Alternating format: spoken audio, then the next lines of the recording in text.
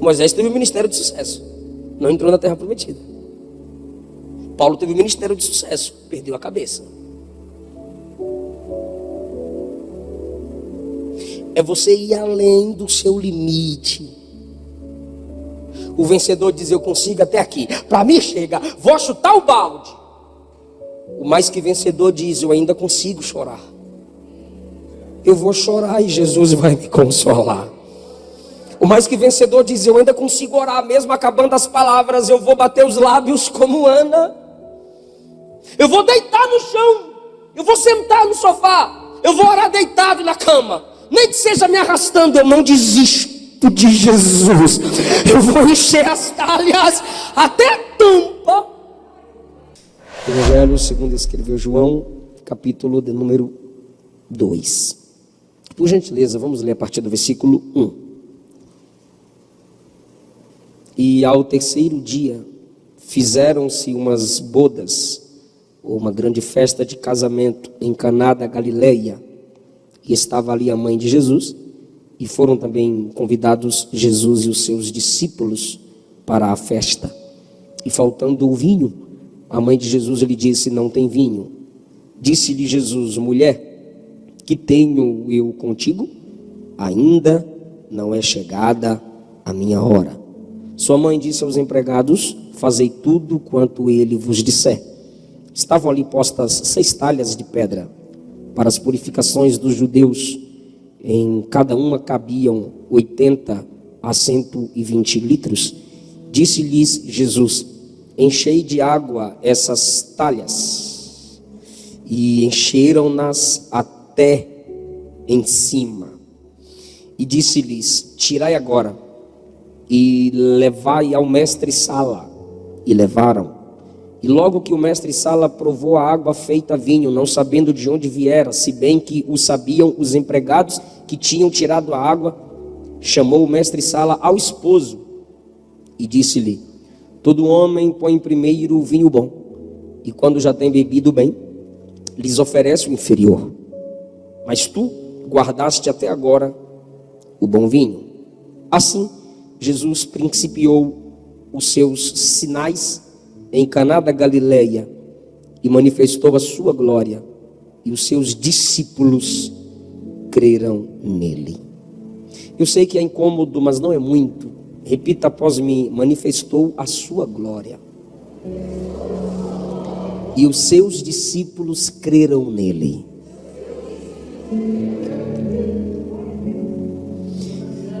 Ele é fiel. Esse versículo resume neste capítulo o propósito do livro. Entendemos um versículo a partir do texto, entendemos um texto a partir do capítulo, entendemos um capítulo a partir de um capítulo anterior ou um capítulo após. E se não entendermos um texto a partir de um capítulo, a partir de um texto, a partir de um capítulo anterior ou pós, se você entender o propósito do livro, você entenderá todos os textos que estão dentro desse livro que você está estudando. Então essa expressão, manifestou sua glória, está provando que ele é divino. Ele é Deus homem, Deus em pele humana, Emanuel. 2 significados: Deus conosco, Deus dentro do barro.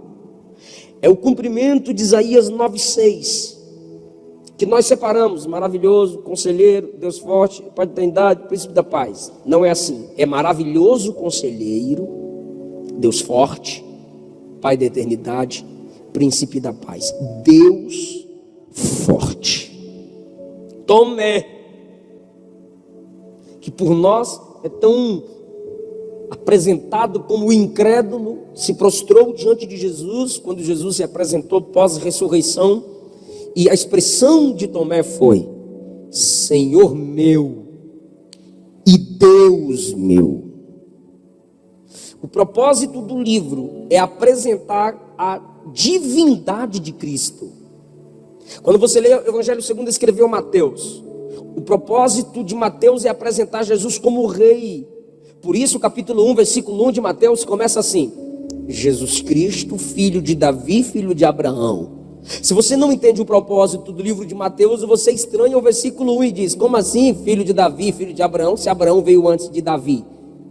Então deveria ser Jesus, filho de Abraão, filho de Davi, que é genealogia, é de lá para cá.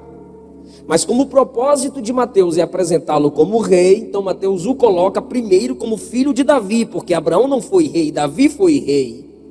Sendo chamado de filho de Davi, ele é descendente de Davi, ele é rei. O evangelho segundo escreveu Mateus é o evangelho que mais apresenta Jesus pregando sobre o reino. Aí você lê Marcos. No evangelho segundo escreveu Marcos, você vê Jesus servindo, e logo foi e se levantou, logo foi e fez, foi, voltou, levantando-se foi, logo. Porque o evangelho o apresenta como servo. E não tem genealogia, porque servo não tinha genealogia registrada. Você lê o evangelho segundo escreveu Lucas, é onde Jesus é apresentado como um homem perfeito. E as expressões o filho do homem em Lucas não quer dizer humanidade de Cristo, mas implica ressaltar a autoridade de Cristo apresentada no livro de Daniel. O homem perfeito. E quando você lê o evangelho segundo escreveu João, o propósito de João está no último capítulo, quando ele diz que faltariam livros e espaço para se expressar, registrar e escrever as obras do Filho de Deus. E no capítulo 1, entenda que Mateus nos remete a Abraão, ao Gênesis. Mas João no capítulo 1 nos remete a antes de Abraão, a criação, e antes da criação em Gênesis 1. João diz: no princípio era o verbo era Deus e estava com Deus. E diz: tudo foi feito por ele, e sem ele nada do que foi feito se fez. Oh, aleluia. João está dizendo: ele é Deus entre nós. Então João escreve e diz: ele é Deus que desceu até nós como homem. E quando você lê a carta de Paulo a Timóteo, Paulo diz assim: Jesus Cristo é o único intercessor.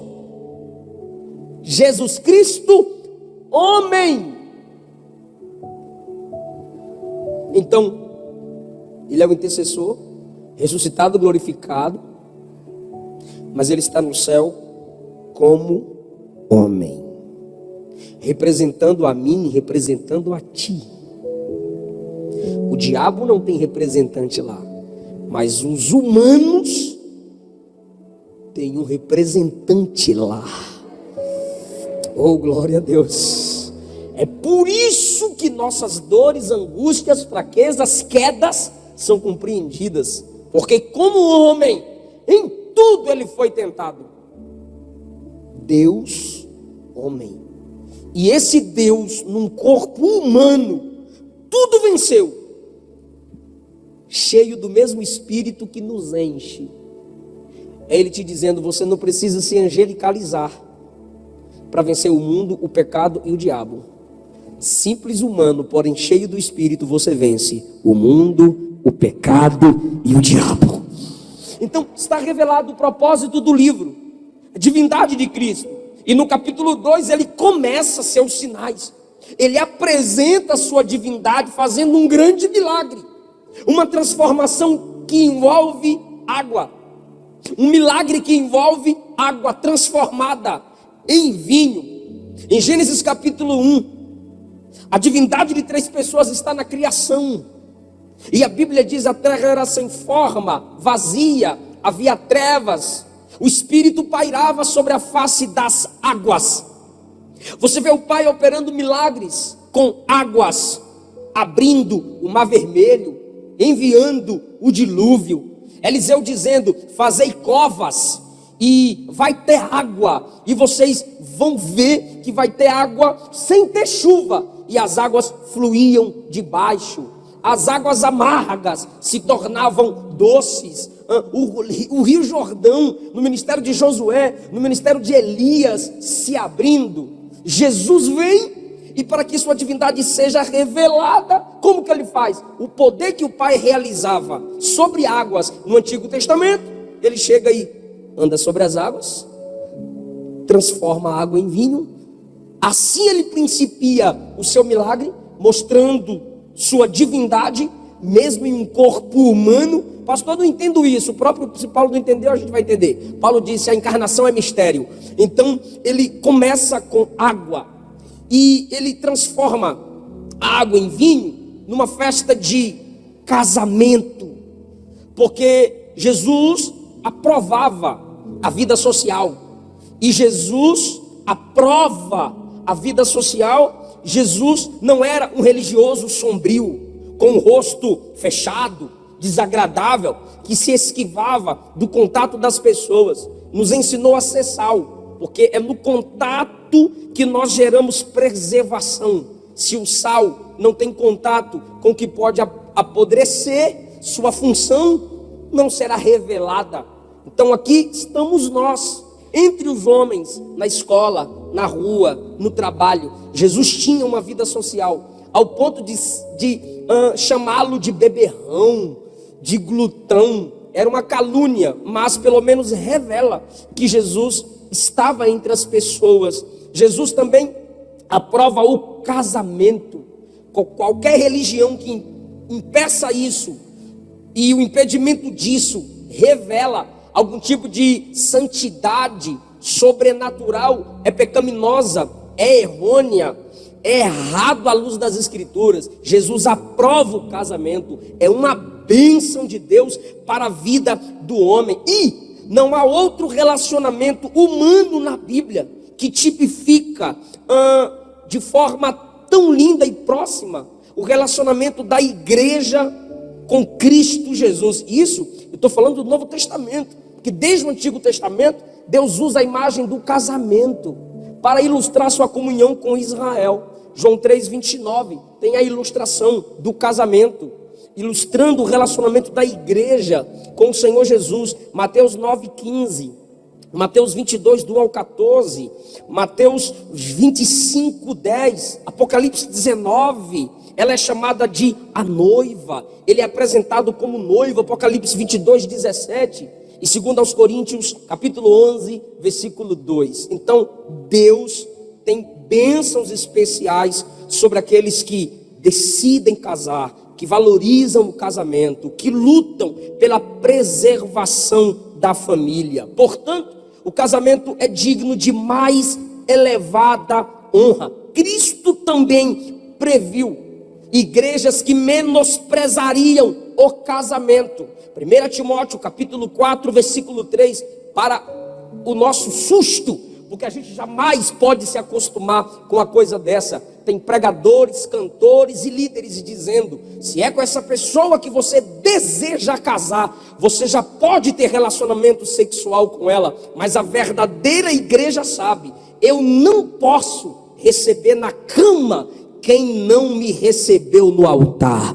Não pode haver um encontro na cama com quem não encontramos diante do altar. Foi profetizado, se cumpriu, porque a Bíblia, sendo inspirada, já falou sobre esse tipo falso de obreiro como de igreja. Um outro detalhe na introdução é que as bebidas alcoólicas dos atuais fabricantes são totalmente diferentes do suco de uva, suavemente inebriante como nos outros séculos.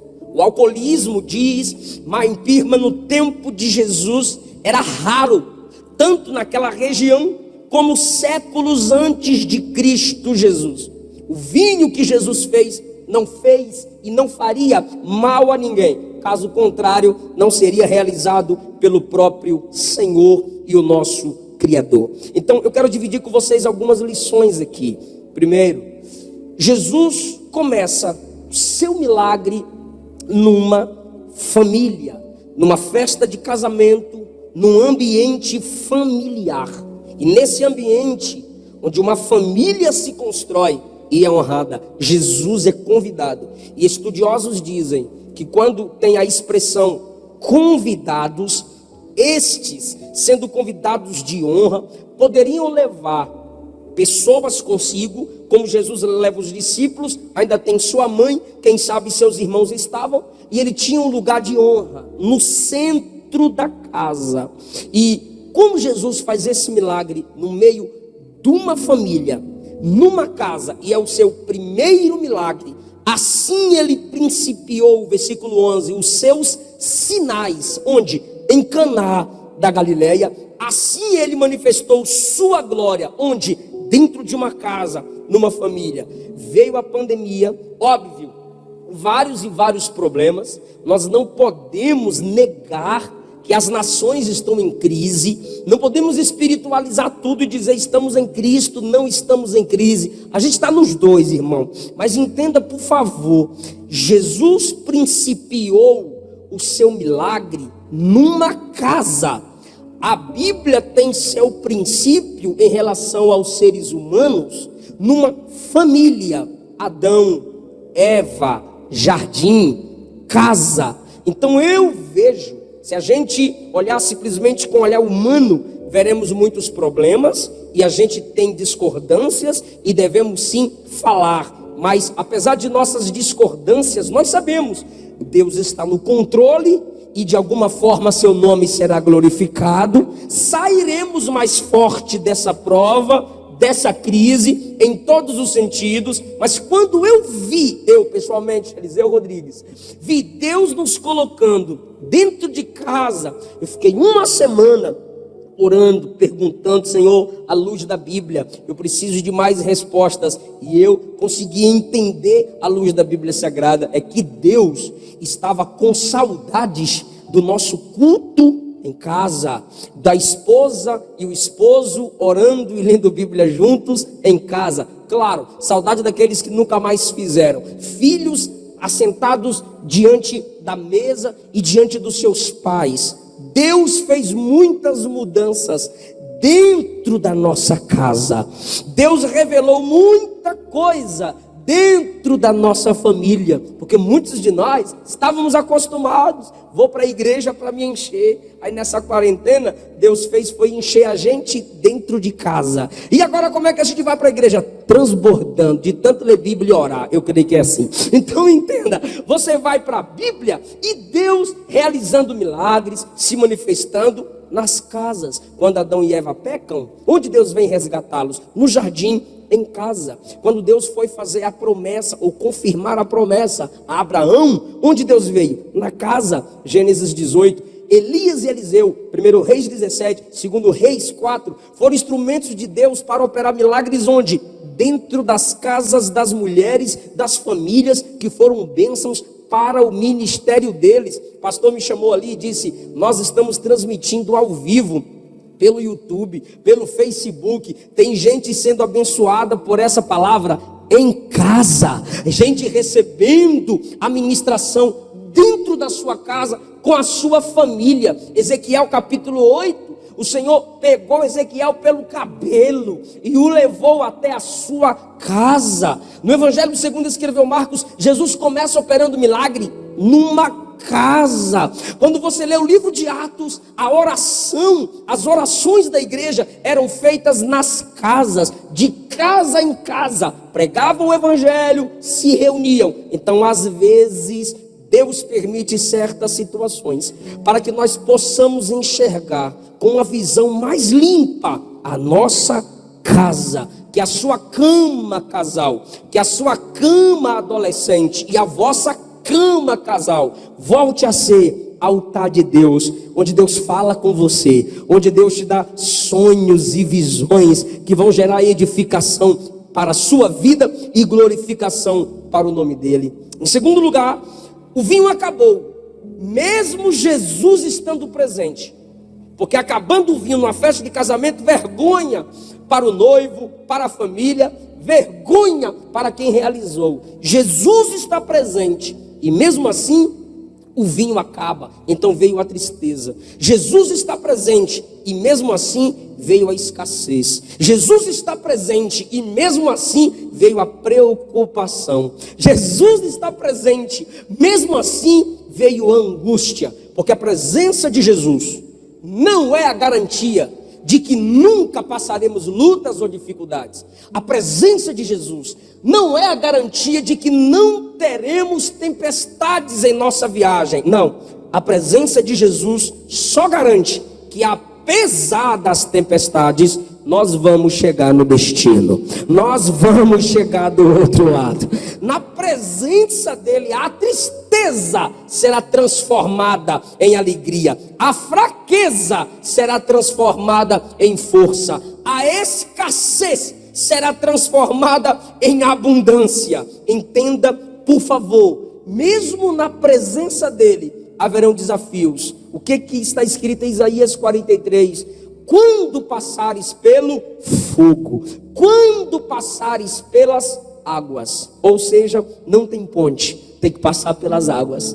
Não tem ponte, tem que passar pelo fogo. Mas tem uma certeza: o fogo não queima, as águas das aflições não afogam. Eu estou contigo para te livrar, diz o Senhor. Eu creio nessa palavra. Na presença dele eu tenho graça para vencer as agruras da vida. Terceira lição: primeiro, Jesus começa seu milagre numa festa de casamento, ou seja, num ambiente familiar, casa. Segundo, o vinho acaba, tem aflição, surpresa, mesmo Jesus estando presente. Terceiro, Jesus inicia a dispensação do evangelho, não com vingança, como Moisés, transformando água em sangue, mas ele principia a sua divindade, revelando graça, transformando água em vinho. Por quê? Porque, como diz a Bíblia, Tito disse: a graça foi manifestado. Graça é uma expressão feminina, mas se trata de Cristo. Por isso está escrito em Tito: a graça foi manifestado, porque a graça é Cristo Jesus. Então ele principia não ferindo, não ofendendo, não destruindo, mas sarando, alegrando, revelando a sua glória. Em quarto lugar, ele começa seu milagre, como diz o versículo 11, principia os seus sinais, ele dá princípio ao seu poder de fazer milagres, com exemplo de liberalidade. A sua tradução no versículo 6 pode estar escrito assim: cabiam 2 ou 3 metretas, na realidade é 80 a 120 litros d'água. Entenda, 6 tanques, cada tanque cabia de 80 a 120 litros d'água. Para quê? Para purificação cerimonial. São judeus, então eles chegam, lavam as mãos e depois fazem parte daquela festa. Jesus, quando recebe de Maria a notícia de que o vinho acabou, ele diz a ela: mulher, que tenho eu contigo? Ainda não é chegada a minha hora. A expressão mulher é equivalente a senhora, e comentarista judeu disse que essa mesma expressão mulher ou senhora poderia ser usada para mulheres nobres, até rainha. Jesus não a está desmerecendo-a. Na cruz ele usou essa mesma expressão: mulher, eis aí o teu filho. E a cruz é a máxima representação da humanidade de Cristo. Filipenses capítulo 2 diz que ele foi obediente até a morte, morte de cruz. Então Jesus não a desmerece, Jesus só mostra para ela que a partir daquele momento o relacionamento é em outra esfera. Até aqui eu me submetia como filho, você como mãe, mas a partir de agora você não é mais mãe. Você é simplesmente uma mulher que tem que se submeter ao meu ministério, porque eu vou me revelar como Deus. Até aquele momento, em sua humildade, ele se oculta. Dali para frente, ele se revela. E era como serva, como no início, quando ela recebeu a revelação de que ele nasceria do ventre dela. O que ela disse? Cumpra a palavra do Senhor em sua serva. Então o que ela faz? Ela aceita, ela entende o ministério de Cristo, ela reconhece que ela não é mãe de Deus, ela é mãe do corpo humano que Deus pegou emprestado dentro da barriga dela. Ela reconhece toda a autoridade e a glória dele. Então ela olha para os servos e diz assim: fazei tudo quanto ele vos mandar. Quem manda aqui é Ele. Aleluia. Então, irmão, ele começa com liberalidade. Como? O vinho acabou. Eu já disse a vocês, 6 tanques. Cada um cabia de 80 a 120 litros. Eu vou perguntar só para quem está ligado. Cada tanque cabia o quê? Não, vá do mínimo ao máximo. 80? Só as irmãs? 80? Só os varões? 80. Agora eu vou ler. Disse Jesus, versículo 7: enchei de água essas talhas, esses tanques de pedra. Agora tu vai dar glória, quer ver? Versículo 7: e encheram até em cima.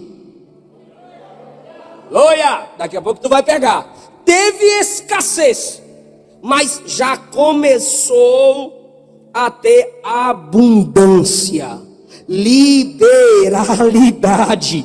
Irmão, eles poderiam, pastor Irão, colocar 40 litros. Eles poderiam colocar 80. Mas eles disseram, já que Maria diz para fazer tudo que ele manda, ela conhece como é que é ele.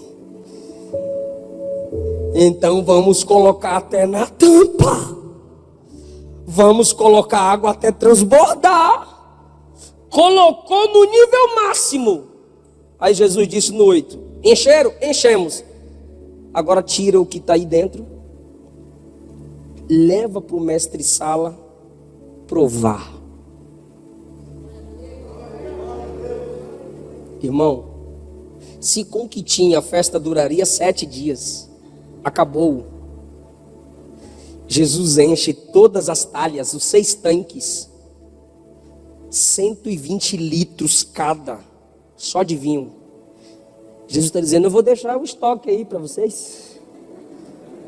Quem serve a esse Deus? Aleluia! O meu marido morreu, deixou dívidas. Fecha a porta da tua casa, não é do quarto não, tá? Porque a bênção de Deus não vai chegar só no quarto, é na casa. Fecha a porta da casa. Peça muitos vasos vazios. E da botija que só tem um pouco, começa a derramar em todos. Aí a conclusão, depois você vive.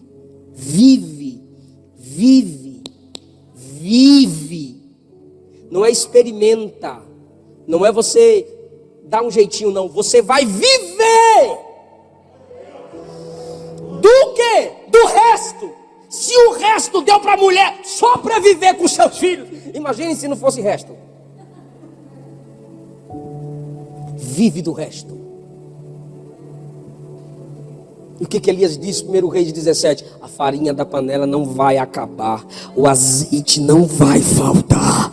Até quando? Até Deus mandar chuva. Porque quando Deus mandar chuva, aí vai ser coisa normal. Mas enquanto a chuva não vem, vai ter milagre de abundância. Aleluia! Estima-se então ao todo ali, irmão, mais de 450 litros. Irmão, entenda o que eu vou dizer aqui agora, porque alguém pode dizer, está falando de prosperidade, de abundância, no Antigo Testamento, que também é Bíblia. É por isso que quando Malaquias, o último livro do Antigo Testamento, vai encerrar, já encerra assim, ó, eu, o Senhor, não mudo. Vai vir um Novo Testamento aí, mas eu sou o mesmo Deus. Aleluia! Eu operei lá, eu também opero aqui. Atos 4:33. Os apóstolos davam com grande poder testemunho da ressurreição de Jesus. E em toda a igreja havia graça com abundância. Oh glória! 1 Coríntios 15:58.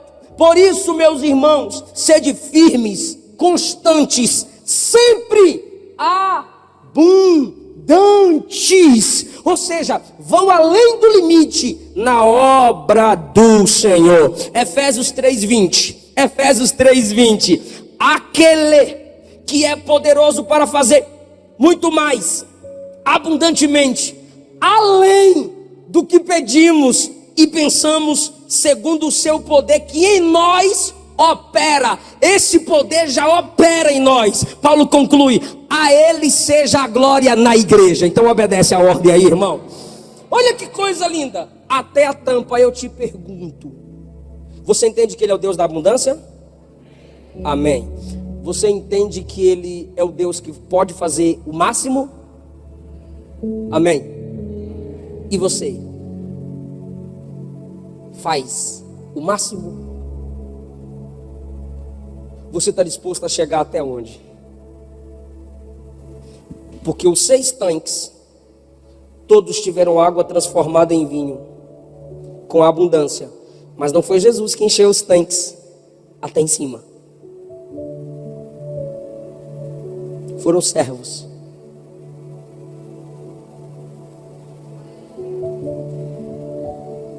Aleluia. Glória a Deus. Não foi Jesus que encheu os tanques. Foram servos. Até onde você está disposto a ir? Deixa eu caminhar. Porque existem 2 maneiras de encher uma talha. Ou 3. Mínimo, médio, máximo. Tem o crente que nunca ora, nunca lê Bíblia. Tem o crente que às vezes lê Bíblia. Na leitura da Bíblia aí, pastor, eu estou na média.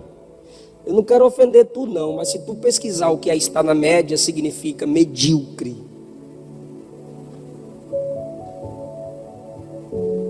Mas existem aqueles que se esforçam ao nível máximo. Pastor, o nível máximo é perfeição? Não, é disposição.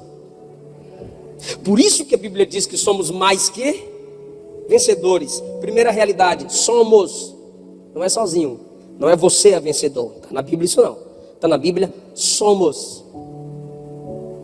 Segundo, mais que vencedores em todas essas coisas. Romanos 8, a partir do 36 e 37. Em todas essas coisas, o que, Paulo? Está lá. Em que somos mais que vencedores?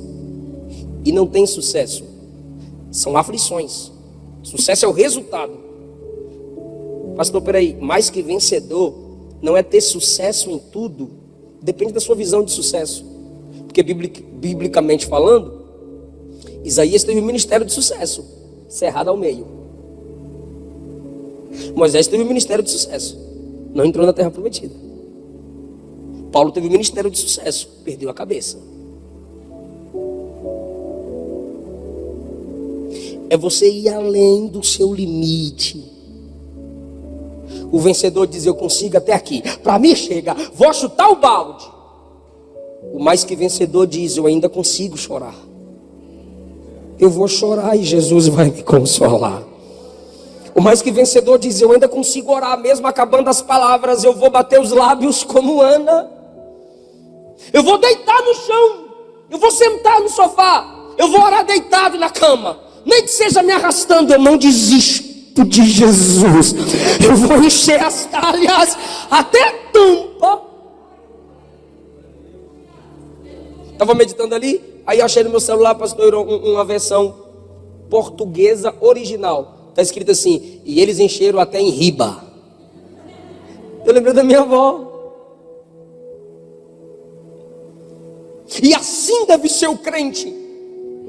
O número 6 na Bíblia sempre é o número de homem. O número 7 já chega na plenitude. Por isso, a marca do anticristo vem com 666. Será uma doutrina e um reino totalmente humanista. Mas entenda, vá até o limite. Ou seja, se é para encher, você completa, enche tudo. Vamos lá? Se é para encher, ou seja, vá até as últimas consequências. Hebreus diz: resista o pecado até derramar sangue se for necessário. Abra mão da vida de prazeres, mas não abra mão da santidade. Não abra mão de Cristo. Vá até a tampa. Se a ordem é crer, creia com toda a sua força. Se é para confiar, confie com todo o teu coração. Se é para pregar o evangelho, faça como Paulo: eu vos preguei todo o conselho de Deus. Não entregue o evangelho pela metade, entregue o evangelho transbordante. Se é para dar seu corpo a Cristo, dê dos pés à cabeça. Dê os pés que caminham no evangelismo, mas dê a mente que recebe a iluminação do Espírito. Se é para se arrepender, se arrependa com sinceridade. Se é para orar, ore com fervor. Se é para ler Bíblia, examine-a do começo ao fim. Encha sua mente das coisas de Cristo.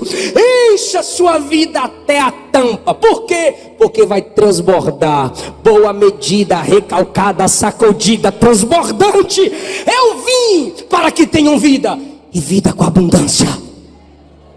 Se é para amar, ame intensamente. Se é para perdoar, perdoe, ore e abençoe. Libere sua alma do que é humanista, não humano, humanista, e se encha por completo. Confiar em Deus não é não fazer nada, tá, gente? Se fosse um servo ortodoxo, aqueles bem biblicistas, diria assim: tu podes fazer um vinho sem a presença da água e sem a ajuda de servo nenhum, sem ajuda de servo algum, só basta tu dá uma palavra. A Jesus ia dizer: isso não é confiança não, isso é preguiça. Vai encher as talhas. Porque Ele é Deus e não despreza o serviço humano. Eu vou repetir: Ele é Deus e não despreza o serviço humano. Pastor Irão conversava comigo, por isso que eu disse que eu aprendo demais com ele, sobre líderes que não fazem discípulos. Eu fiz uma postagem ontem no meu Instagram sobre Josué. Moisés enviou 12 espias, Josué enviou 2. Imagina Josué pensando: quando ele enviou 12 deu problema, vai que eu envio 12 dá problema de novo. Então, mas Josué envia 2. Era Josué pensando: o que eu fui? Um espia. Então o que eu vou enviar? Um espia. Porque um vigia, porque o líder, ele ensina o que sabe, reproduz o que é. Então Jesus veio para servir, e ele se vale de quem? De servos. Jesus trabalha com abundância e liberalidade. Então ele ministra ordem a quem? Servos que gostam de abundância. Ele chega e enche as talhas até a tampa. Se tivesse, se não tivesse, estava lá, caindo para o lado de fora. Aí Jesus disse: vocês acabaram de encher, agora pega, leva o mestre sala para ele examinar. Aí o cara aqui, ó, eu não sei como é que os caras examinam vinho, acho que eu já vi no filme. O cara pega aqui, ó. Aí quem vai receber o elogio? Quem vai receber o elogio? Ah, que coisa chique. A Bíblia é muito top. Olha quem vai ser elogiado. Então o mestre Sala chamou o esposo. Que moral pro cara, hein? Chamou o esposo e disse: olha, eu trabalho nisso há muito tempo, e na minha experiência, todo homem põe primeiro o vinho bom, e quando todo mundo já bebeu o vinho bom, ele dá um inferior. Mas tu guardaste o melhor até agora. Tu é o cara, hein? Rapaz, mas tu é o homem mesmo. Essa mulher tá sortuda com tu. Tu cresceu no meu conceito. Quem está sendo elogiado é o esposo. Porque Jesus operou um milagre no secreto. Assim ele manifestou sua glória. Pastor, mas manifestar não é para todo mundo ver? Não, sentir, receber, mesmo que reconhecido por um tempo você não seja. Mas Deus prefere uma verdade no secreto do que uma mentira enfeitada para receber aplausos. Ele no secreto opera o milagre e ninguém o viu. Mas a Bíblia diz, eu vou ler e eu encerro. 9. O mestre Sala provou a água feita vinho. Irmão, ninguém prova a água feita vinho, se prova o vinho. Mas João não foge da realidade, ele provou água feita vinho. Não sabendo de onde viera. Irmão, Quando o camarada não sabe de onde vem a graça, geralmente ele dará glória a deuses errados. Eu vou repetir. Quando o homem ou a mulher não sabe de onde veio a graça ou o favor, provavelmente ele dará glória a deuses errados. Por isso a igreja está na terra para dizer: você está vivo por causa de Jesus. Você tem família por causa de Jesus. Você só existe por causa de Jesus. Aí eles darão glória ao Deus correto. Isso. E logo que o mestre Sala provou a água feita vinho, não sabendo de onde viera, se bem, quem sabia? Os serventes. Servos que trabalham para ele sabem de coisas que só quem quer usufruir dele ainda não sabe. O mestre Sala dizia: rapaz, esse vinho é top. O esposo disse: obrigado, o que está acontecendo aqui? Que eu sou... Mas os servos estavam lá dizendo no secreto: eu vi, eu botei um monte de água lá. E rapaz, eu chego a suei, botando um monte de água lá. Mas fui eu que pedi para encher tudo até o final. Tu tava com preguiça, eu tava com preguiça, mas eu ajudei. Rapaz, eu botei água, mas quando eu tirei, tava vinho. Imagine os servos contando, congratulando, contando o testemunho. Ele conta com servos que no secreto sabem que ele é o Todo-Poderoso. Servos que sabem que no íntimo tem coisas que ele já fez na minha vida que ninguém sabe. Tem coisas que ele fez na sua vida que ninguém viu, ninguém sabe. Só você e Deus sabe. Aleluia! Como ele já te curou, como ele já te tocou, como ele já trabalhou no seu caráter. A minha esposa gravou uma música assim. Põe dó maior para eu ter. Não, não é isso aqui isso aí. Só entende. Precisa tocar não, que eu não vou cantar no tom mesmo. A minha esposa gravou isso aqui, ó. Lembra da promessa que eu te fiz. Lembra que contigo eu caminhei no meio do vale. Esqueci a música, fica em pé, irmão. Você, fique em pé, irmão. Já acabou a mensagem, chega. Irmão, o que ela está dizendo nessa letra? Lembra. Porque nem tudo ninguém viu. Nem tudo as pessoas viram, perceberam ou você compartilhou. Mas aqui dentro você tem um secreto com Deus. Aqui dentro você tem um segredo com Deus. Os servos viram. Foi assim que Jesus manifestou o seu milagre. Para servos verem. E como é que conclui o texto? Seus discípulos creram nele. Para ele isso basta. Irmão, o mundo odeia Cristo. O mundo despreza Cristo. O mundo dá uma tragada e oferece para ele. O mundo faz suas postagens contra ele. Os ateus desprezam ele. Ok, de boa. Mas ele está dizendo: e vocês? E a minha igreja? Está dizendo o que de mim? Está falando o que para mim? E a igreja está dizendo: tu és santo, tu és o filho do Deus vivo, tu és maravilhoso, tu és glorioso. E o que ele diz? Isso basta. Ímpios não me conhecem, a minha igreja que me conhece. Então é ela que tem que me honrar, é ela que tem que me adorar. Qualquer um pode crer. Aí João diz: eu não sei se todo mundo creu. João diz: mas uma coisa eu sei, os discípulos dele, inclusive eu, passou a crer nele como filho de Deus. Aleluia!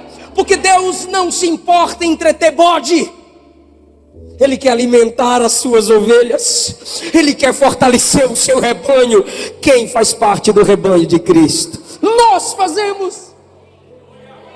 Paulo disse aos Efésios que ele deu pastores. Está ali o pastor Iron. Tem outros pastores, tem eu, tem outros. Nós somos pastores com outros. Mas só Jesus, Eclesiastes 12, só Jesus é o único pastor de todos. Que o Senhor console o seu coração a partir dessa palavra hoje. Ele vai trabalhar na sua família. Jesus vai fazer milagre de transformação. Não teve nenhuma explosão. Ele só disse: coloca água, colocaram, agora tira, era vinho. Você não está vendo, mas ele está trabalhando. Você não está entendendo nada, mas Ele está trabalhando. E o que está sem gosto, sem graça, Ele vai dar sabor. Eu creio nesse Deus.